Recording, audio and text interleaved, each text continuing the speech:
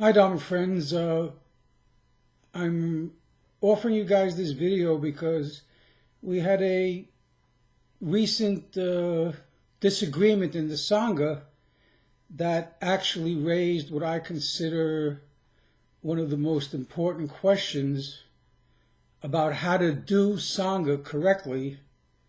And one of the members of our Sangha, a guy named Richard, was raising these questions, and essentially the bottom line was, okay, Paul corrected you, meaning Rick, my dear Dharma friend, co-moderator, about what you said and pointed out all the wrong things in there.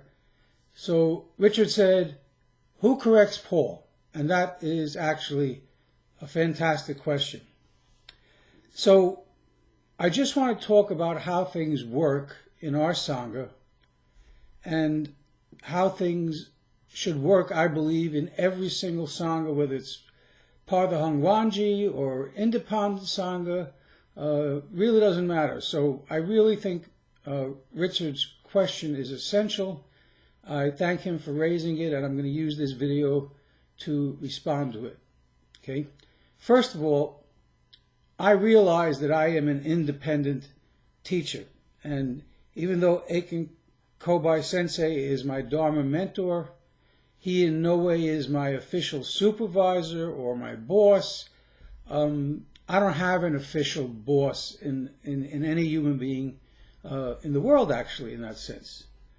But I'm very concerned because I am just as much of a bamboo, a spiritual idiot, as anybody else. And any mistake that anybody could make, whether it's a mistake in the content that I write or I produce by video, or it's a mistake in my own personality problems, whatever they might be, kind of getting ahead of me and make me do the wrong thing. I live day to day very, very cognizant of all that, and I listen deeply myself after Shinjin every day to see, you know, am I being stupid? Am I being just wrong? Am I being stubborn?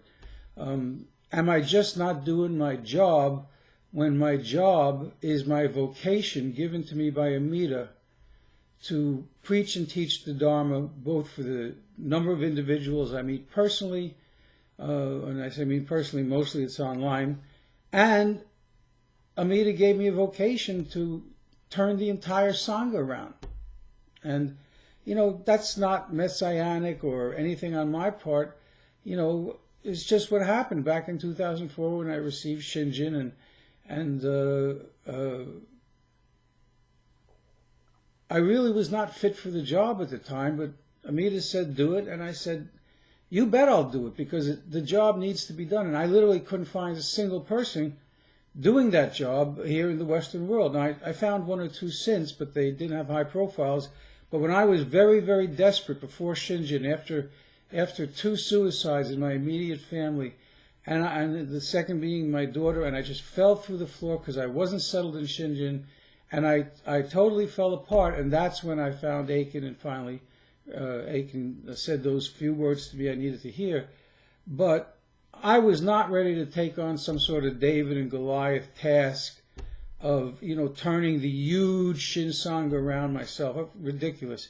But when Amida said, this is your work, if you want it, I said, I'll absolutely do it because it needs to be done. Now, from the day I received Shinjin, okay, I said to Amida, and I was going to start to write, and I actually started a blog called the Shin Ugly blog, which had a huge influence. Mostly people started to hate me because I was telling them they were just screwing the Sangha up altogether with this modernism that had been going on for the past 100, 150 years.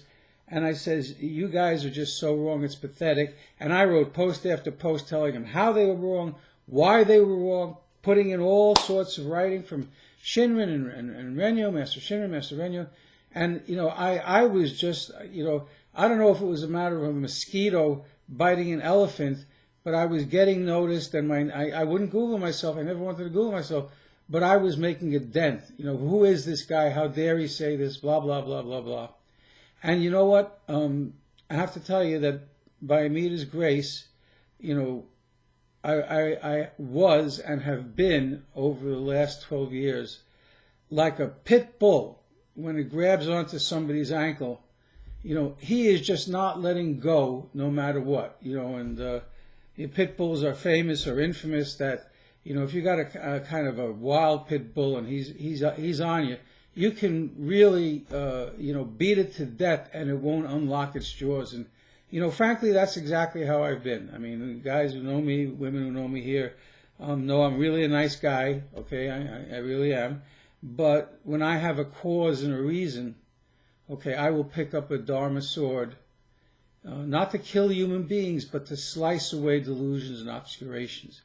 And I know when you do that kind of work, spiritual work, you have to have somebody or some bodies watch your back, because it's very easy to get carried away by your own egotism. And I know this because I'm an old guy and I've been on the spiritual path, you know, for 40 years, okay? I've seen it happen to me. I've seen it happen to lots of other people. And it's so common as mud, but it just sucks so bad when it does. So I said to Aiken, right from the beginning, I said, Aiken, I'm going to write. And I said, please, I need you to have my back. I know you don't read English very well. I certainly can't speak a word of Japanese. But when I say something, you know, please never stop looking over my shoulder and, you know, helping me not to make a mistake, okay? And so Aiken has been doing that ever since I started writing, okay? And when I started to mention on the Shinonogly blog that Aiken was my mentor in that sense, okay, other priests, you know, from the modernists, like Al Bloom, they started to write Aiken Kobai and say, Aiken, brother, you don't want to do this. I read Al Bloom's letter, actually. Aiken sent it to me. I've lost it since. But you don't want to be hanging out with Paul Roberts. That guy is a rogue Shin Buddhist. And Aiken basically never responded to them. And he just kept supporting me and showing me the letters that were coming in. And the fact that these letters were coming in was a good sign that I was making a severe dent, okay, in what was going on. And that's honestly what I want to do. You know, I want to tear down everything that's false in the Sangha so that the true teaching from Amida Buddha is restored to its right place. And all these people who are floundering around like I was and are yearning to become people of Shinjin like I was and Rick was and so many people in our Sangha and so many people across the world, that they will have the clouds parted away, the clouds of darkness, the clouds of divergences, whatever you want to call them, so they can actually see the light and life of Amida Buddha and hear the Dharma in a pristine way. Okay, that's my work. Okay, and I did it as I was in death's door in intensive care at the hospital after my kidney transplant went bad. I was still doing it. Okay, and I was wondering if I'm going to get out of the hospital, and I had many times when I felt my body just kind of floating away on me, and I said, you know, maybe this is the time I go. But I still kept pecking away at the keyboard, even when I'm lying horizontal and I'm doing the two-finger thing over there. So, yeah, I'm that kind of guy, okay? And I'm also a very blunt guy. If I think what you're saying is wrong, like Shakyamuni, like Shinran, like Renyo, like my buddy Josho Adrian, I'm just going to tell you, you know, brother, sister, that's just wrong what you just said. I'm not just going to tell you you're wrong. I'm going to point out exactly what is wrong with what you said. Why? Because I want to put you down? No, but because I love you and I want you to know what's right. Because when you know what's right, you're open to Amida and you're open to Shinjin. Okay? So Rick had posted something in our Sangha, and Rick is going through a very tough time. He gets these periodic episodes of PTSD, and you know, he had terrible life for 20 years in terrible cult, and just a horrible experience of childhood. And he's a really sensitive guy, and he's really become my best Dharma friend. And it's not just me being there for him; he has been there for me in the same way through my very dark and difficult days. But this thing he just happened to write, you know, in the midst of a PSTD episode, when he wasn't feeling good, he wasn't feeling himself. He just felt he had to write something, so he writes this thing. And as soon as I read it, it was so wrong in so many basic ways that I know he knows that I just had to immediately confront and correct what he had said. That's my job. And, when I started the Sangha in 2006, after spending 2 or 3 years writing the Shin Ugly blog, and now I had a bunch of people who were interested and wanted to have more dialogues, I said, it's time to start an actual Sangha, and we did so on Yahoo.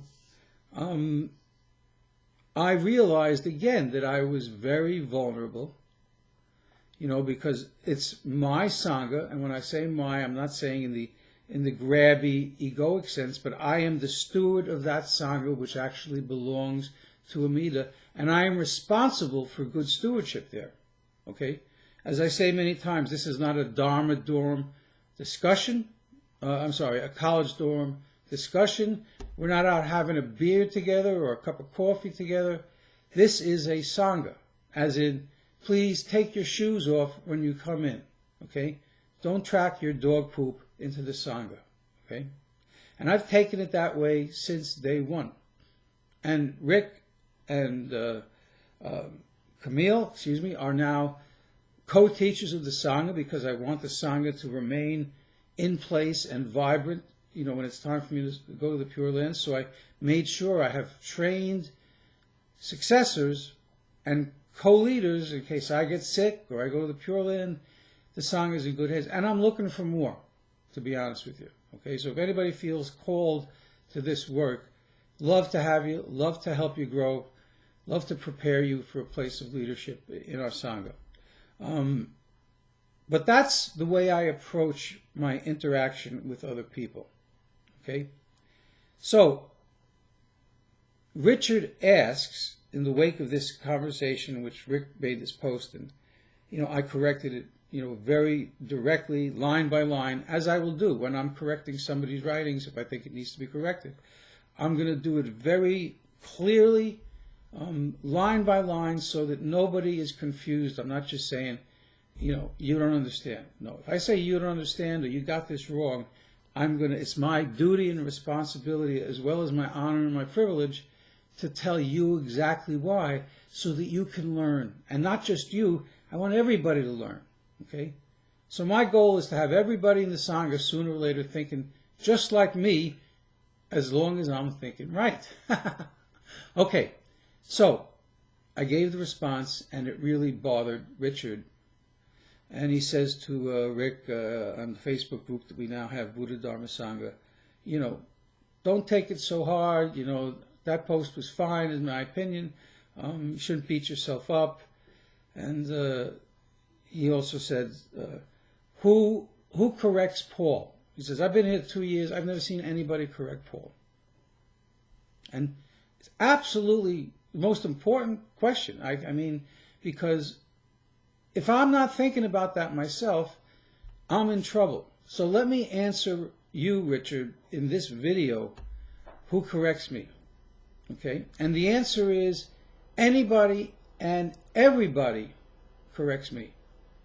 And I have said, go back into the archives and read them, or ask Valerie, because she's read through all of the archives, or ask anybody who's been around for a long time, that I have said since the beginning, since I first opened my mouth on behalf of the true teaching of the Pure Land Way, and stood up as a Dharma teacher,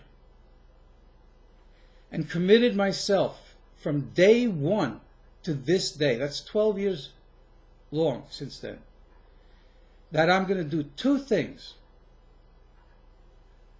And these are the 2 things I think every good teacher should do.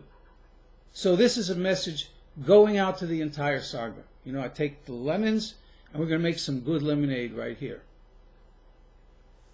A true teacher of the true teaching has 2 responsibilities, and they are core responsibilities. And if a teacher does not do these 2 things, he is negligent of his sacred duty if he's truly been called by Amida Buddha. So what are those 2 things? The first is, he is called to preach and teach the simplest and most basic, authentic Dharma message so that anybody who hears him will be able to understand it, even if the guy is not even a Buddhist and doesn't know anything about Buddhism. That's the way Dharmakara, Bodhisattva Dharmakara, intended it to be as he was conceptualizing what he was going to do. That's the way it was blueprinted in his mind.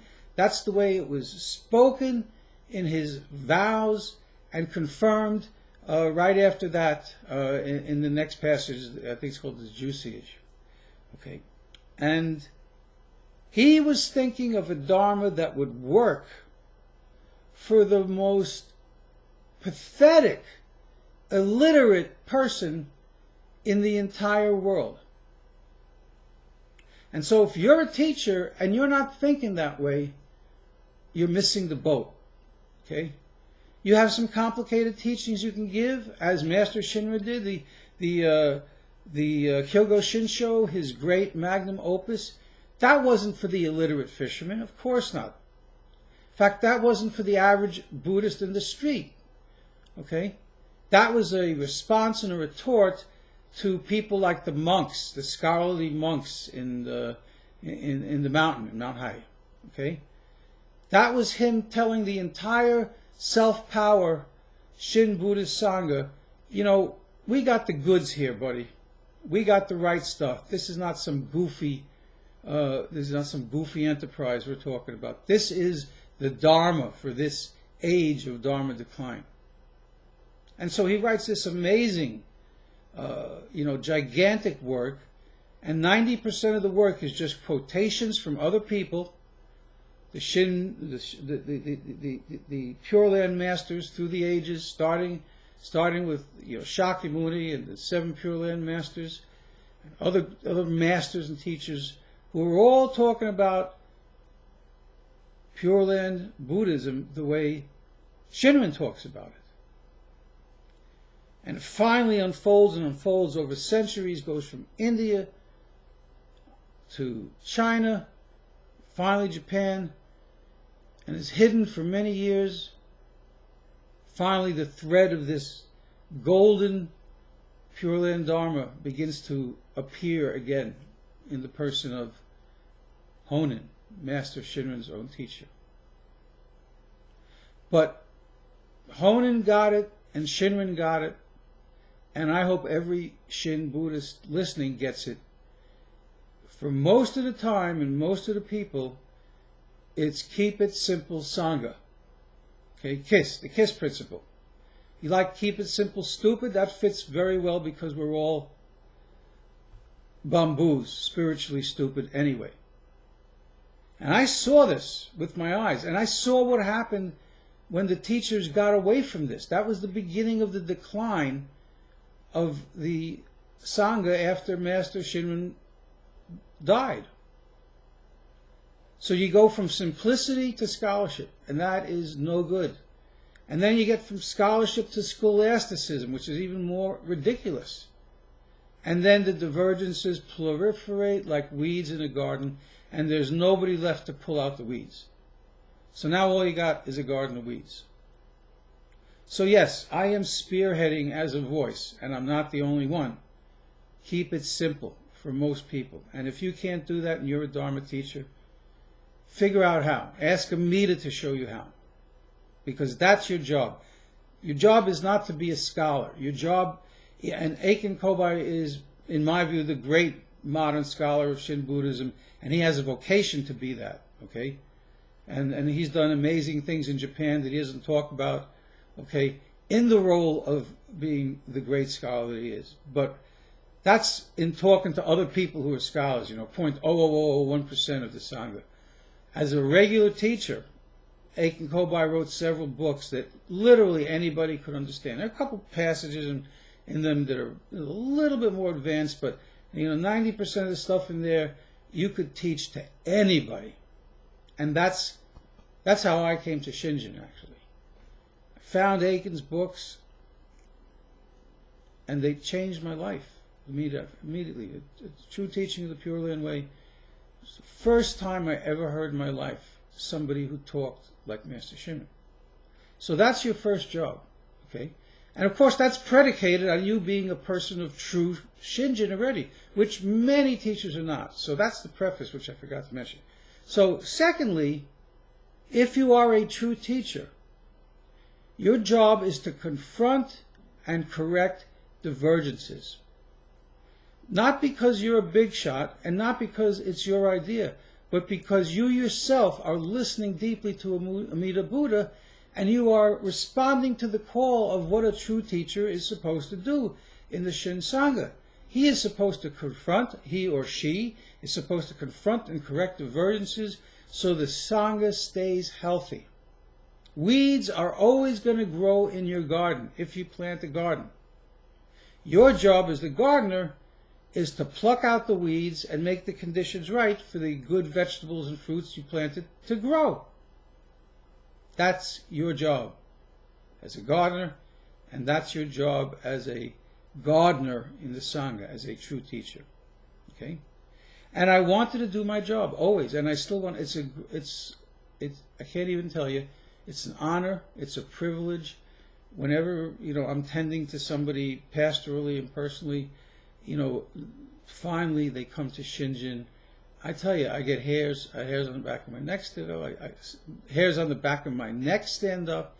I get weepy with joy. It never gets old. I have to tell you, it just never gets old. So in the middle of this, I question myself every day. Back to Richard's question about me. Who corrects me?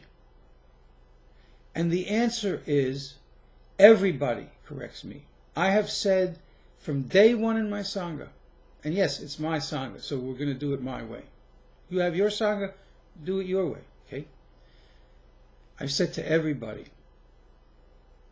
if you ever hear me or see me acting in a way that seems off, doing or saying the wrong thing, doesn't line up with the plumb line of the Dharma. Everybody knows what a plumb line is. Plumb line is if you're trying to do construction and you're building a wall in a house, okay, how do you make sure that that wall is straight, not bending one way or another? Well, there's this amazing invention, which I think is about 3,000 years old. Okay, I think you see it in some of the ancient Egyptian pictures, but it's really been around forever. What you do is you take a piece of string, this is so complicated, and you put a little weight on the bottom of it, and you hold up the string, and the string just comes to a resting point, and that's the way the wall should look, straight, like the plumb line for the wall. They call it a plumb line, okay? And it's the same thing with the Dharma. There is a plumb line for the Dharma. Who does it come from? It comes from Amida Buddha. Okay? And if I'm saying or doing something that deviates from that, even a little bit, man, I want people speaking up. I don't want people, giving me too much respect or any nonsense like that. I'm begging you, talk to me. Whether you're part of the Sangha or part of the Facebook group we've started, which has grown phenomenally, I need you to yank my chain. And in fact, if anybody else, even my fellow worker Adrian, or even Aiken, I will yank their chain if I think they're saying or doing something that's not congruent. Everybody needs that. We all need that. And I invite the whole world to do that. So that answers your question, Richard. It's a great question. It needs a great answer. That is the great answer. We all remain accountable. We all remain bamboos, spiritual idiots, until the day we die. And that's why I do Sangha that way. And I'll tell you what, and I'm speaking now to the whole world, every Sangha should be just that way. Filled with people who are either people of Shinjin or people who are serious as a heart attack, seekers seeking Shinjin. And the people who are teaching need to be people of Shinjin, and if they go off the beam, they're deviating from the plumb line. They need to hold themselves accountable to everybody in their Sangha as well. And that's just not just my Sangha and his Sangha, the global Sangha, the entire thing, whether it's the Hongwanji or a bunch of independent preachers and teachers, doesn't matter. Any one of the other 10 sects or 9 sects within Shin Buddhism, that's how we should all be. All of us accountable. I've been the Dharma, again, since I received Shinjin back in 2004. Okay. And inevitably people get upset because their ego is bruised because I'm telling them they're just wrong and that they need to stop. Okay? I've never had a single one of those people say, so they'll talk about me, they'll slander me. It happens to Josho, 40 years it happened to Aiken in Japan. Okay? Now that Rick and Camille are coming aboard, they get the same business. I think Camille's getting a pass so far, but she'll get hers. Camille, I promise you. You keep speaking out, you're going to get slimed. Okay? And what I'm going to say to all those people who are sliming us and speaking slander about us is that you're acting like children if you do that. If you disagree with me, or you think my whole position is wrong, what you need to do is contact me directly. I'm easy to get a hold of, as everybody knows, and say publicly or privately, Paul, I'm totally disagreeing with you here. And here's what I'm going to say back to you. I'm going to say, Joe or Sally or whatever your name is, I'm so glad you're contacting me. I really am grateful. And I don't want to have a Dharma debate with you. I don't Dharma debate anybody ever. Master Shinran said, let there be no scholarly debates. And I know that's from Amida Buddha. As soon as I heard that kerchunk, I got the witness in my heart that this is not just Shinran's opinion. This is Amida Buddha's teaching. So, Sally, Joe, whatever your name is, whatever your rank is, whatever Shin group you belong to or whatever, I'm so glad you're speaking to me directly rather than slandering me. And I won't do a Dharma debate with you, but here's what I will do. We can do it publicly or privately. Honestly, I would appreciate doing it publicly because that way the whole Sangha, the global Sangha, learns to do what I do, and what I do is, frankly, the right thing to do. So what's the right thing to do if not a Dharma debate? Well, first of all, the reason why not a Dharma debate is nothing but a cesspool for people's egotism. This one comes with the idea that he's going to beat that one, and this one comes with the idea that he's going to beat that one. And right away, it's useless because it's being driven by people's egos. Okay? I don't get involved in that. I just won't. And I know how bad that is for me personally. Okay? Because I don't want to smash some guy's ego just because he disagrees with me. On the contrary, what I want to do is get us both listening deeply to Amida Buddha together. Because that's the only way we're ever going to learn anything at all, spiritual idiots that we are, both of us. Okay? So I will say to this other person, I will say, here's what I want to do with you if you're willing. Okay? Let's have a Dharma dialogue. And in a Dharma dialogue, you get to say to me everything you want to say as if you are my teacher.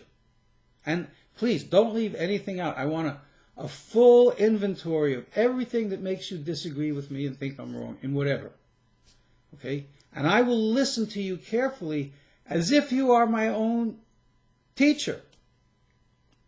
Because that's what you do. You listen deeply. And the first part of listening deeply is to make sure you understand the other guy completely. And this is exactly what Shakyamuni was teaching the column of people. Okay, somebody's a teacher, you're trying to figure out which is the right teacher to take on for yourself. You need to listen to whoever it is with all your mind. So you ask him questions, whatever you got to do to understand what he's saying, the intellectual foundation of what he's saying. And then after you're finished saying your piece to me, I'm going to say my piece to you. I want you now to listen to me as if I'm your teacher. So we're both giving that great courtesy to one another. And we're both airing out our views as teachers, and the other person really gets to understand. And if we need to go back and forth one or two times, not debating, but just clarifying, okay, oh, I see what you meant. Did you mean this or that? You know, no, so we don't have any semantic issues, okay? What we both commit to do is the most important and the singular practice in true Shin Buddhism. And what is that practice? It is listening deeply. That is the only practice, and it is the essential practice for people on the path of true Shin Buddhism, whether they are still seekers of Shinjin or they have already received Shinjin. So to boil it down, and I must write this 100 times, in a month. It seems like it anyway. Before Shinjin, listen deeply. After Shinjin, listen deeply. That's everybody's burden and privilege in our school of the true teaching of the Pure Land Way. And so we both agree that after we finish having the dialogue, and this, by the way, you're now looking at the very heart of where it all is. We are both committed to sit down, shut up, I'm a New Yorker, and listen deeply. And what that means is that we start the process by putting aside everything that comes to us in our minds about what we think we know, about what we think we believe, any ideas about how the universe works, what the whole Buddha Dharma works, the whole kit and caboodle, okay? To listen deeply to a Buddha, to listen deeply to a Mida, we've got to put it all down. And this is the hardest thing for everybody to do, okay? And that's why, almost everybody who hears this Dharma, Master Shinran is the one who said this, doesn't become a person of Shinjin. Because the bottom line is they just can't put their ego away for a little while. And so this is one of the things I teach about the most. Because this is the gateway to Shinjin, and Shinjin itself, true, settled, diamond-like Shinjin, is the gateway to Buddhahood in this age. There is only one Dharma door open, and it is the Dharma door of Amida Buddha. That's it. None of these other Dharma doors from any other Buddhist sect, group, school are working anymore. They are all shut down, okay? They will not get you to Buddhahood, period. You become a person of Shinjin, and at the end of this life, you will immediately become a Buddha. And that's what Buddhism is about. Buddhism isn't about the kind of raft you're on and, the kind of clothes you're wearing when you start off at the near shore of utter darkness and you start your long journey over the great ocean of birth and death, and you're trying to get to the far shore of full and final enlightenment. Yeah, it's not about, the raft you got or the kind of provisions you have to help you get across. It's not about any of that. It's about, are you going to be able to get there? And at this point, the only vehicle that will ever get you there is the great ship of the primal vow. And if you don't believe that, we don't have anything more to talk about, obviously. Okay? Or else what we have to talk about is that question. So wherever it is that you're not in agreement with the plumb line, or I am not in agreement with the plumb line, that's the space that we are to be investigating as we listen deeply. Okay? It's not complicated. And the things we need to learn by listening deeply from the mouth of Amida Buddha himself. They're not a lot of things because this was designed for illiterates. Okay? And so where the correction finally comes, to you or to me, to both of us, and ultimately to all of us, is from Amida Buddha's mouth. Amida Buddha himself, if we are open and we put down our entire load,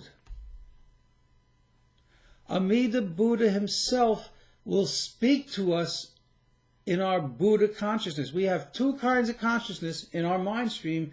This is Shakyamuni's teaching on his deathbed, and he taught in the Parinirvana Sutra that we have Buddha consciousness, Buddha self-consciousness, and we have ego self-consciousness.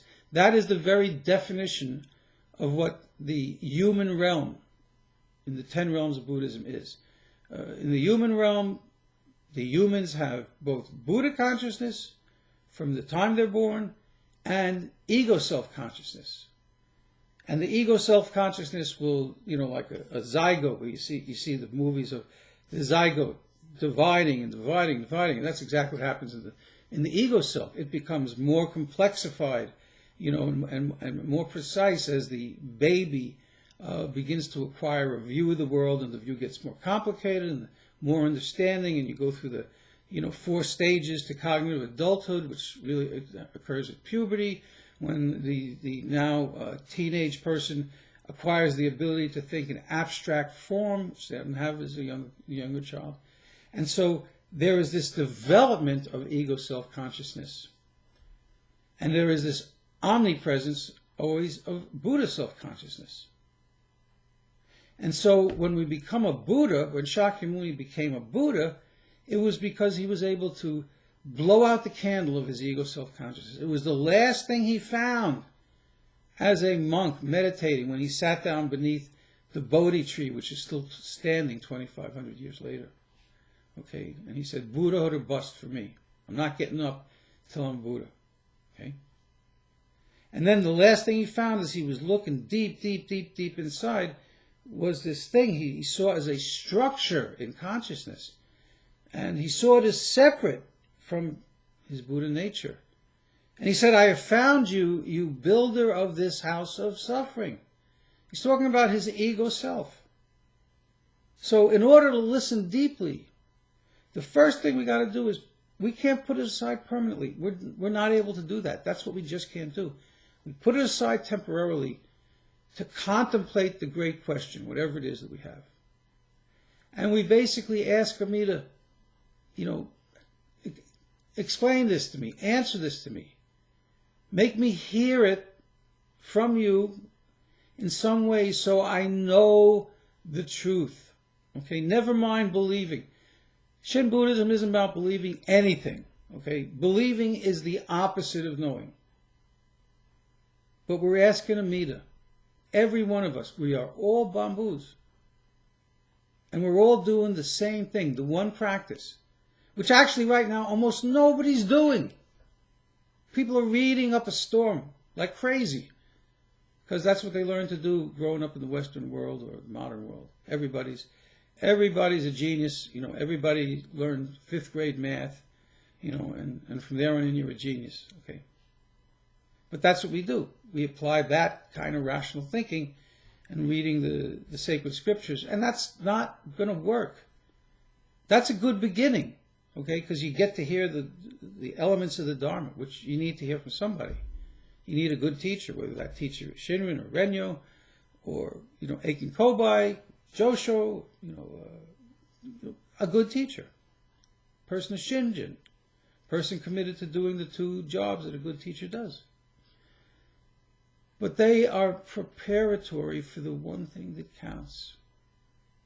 And that is listening deeply and giving Amida Buddha the chance, the space, the time to speak to your heart, your inner Buddha space, your Buddha self-consciousness.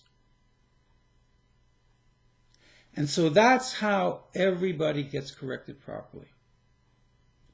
So who corrects Paul? Once again, to Richard's excellent question. Everybody corrects Paul because everybody is free to say to Paul, I don't think you're on the board. I don't think you're on the plumb line here, Paul. I want everybody to say that. Okay? And people can come to me, from the outside and say, Paul, I don't think your criticism of the Hongwanji has got any merit, and I would like to discuss this with you. And I am so glad they come and talk like that. And then we will both get to do this listening deeply together. And if you want to know how the Sangha is going to be restored, okay, and I am making, again, this is a statement to everybody in the whole world who is a serious person following the true teaching of the Pure Land Way, it's going to be restored by this, returning to the very root, the one practice that we are given to do, a practice that literally anybody can do. The most illiterate person in the world have done this countless times in the days of Master Shinran and Master Renyo, and it just works so much better than anything else. In fact, there's nothing else that really works at all. Okay? So, Richard, if you have any more questions that you'd like to take up with me, please ask away. I mean, and anybody else, I've been accused of running. I've been accused of running a cult, okay, by a guy who I kicked out of my Sangha because he kept saying non-dharmic things, and I said, please, this is a Sangha. This is not a, we're not in a coffee shop. We're not just, knocking ideas back and forth. Take off your shoes or go away. He wouldn't take off his shoes.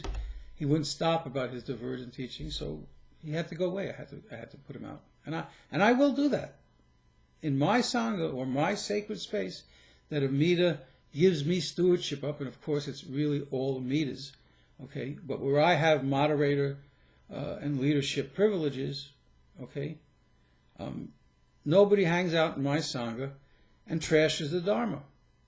You can do that outside, anywhere you want. You want to trash me?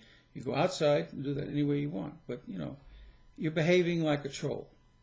And if you're going to behave like a troll, I'm going to shoo you away. You can go back under your bridge and bite my ankles every time I walk by. I don't care. Just don't do it where we have a sacred space. Okay? You want to bite my ankles? Go somewhere else and bite my ankles. And Adrian's, and Aiken's, and Rick's, okay, Camille's. But in spaces that I have stewardship responsibilities are never going to happen. And I have no compunction. I'm not going to kick you out brutally without talking to you first. But if I talk to you and all you still want to do is bite my ankles and you're not open to Dharma dialogue, basically you're gone. Come back when you grow up, literally. Come back when your karma is right. Be happy to talk to you. I have a bunch of people in our Sangha who, when they first talked to me, they weren't quite grown up. Their karma wasn't ripe. Rick, my friend, was one of the best. And we laugh about it all the time now. But, for the first 7-8 years that I knew him, he was just biting my ankles all the time. Not inside my Sangha, but other places. But then Amida finally got to him. And the modernism that he was sucking down started to vomit it up. He became despairing because there was nothing there. He finally realized it was all a sham. Like the Wizard of Oz, not really a wizard. And he was basically leaving Buddhism at that point. And one foot out the door, and, like a pilgrim again on the road with no direction. And as he was leaving, he said, Paul said some fierce things with some fierce authority and, turned me off, but, maybe he had something to say. I'm going to check in with him as I go. And he did. This was in 2009. And boom! Amita made it happen immediately. And of course I was the midwife, his mentor, if you will. But that's the Dharma. So thank you, Richard. And thank you, Rick St. Clair, for the dialogue you had with Richard over on the Facebook. And I'm going to pass this around to a couple places, and I hope it helps some people somewhere understand better what this thing that we're doing is really all about. Namo Buddha Butsu Ngaso.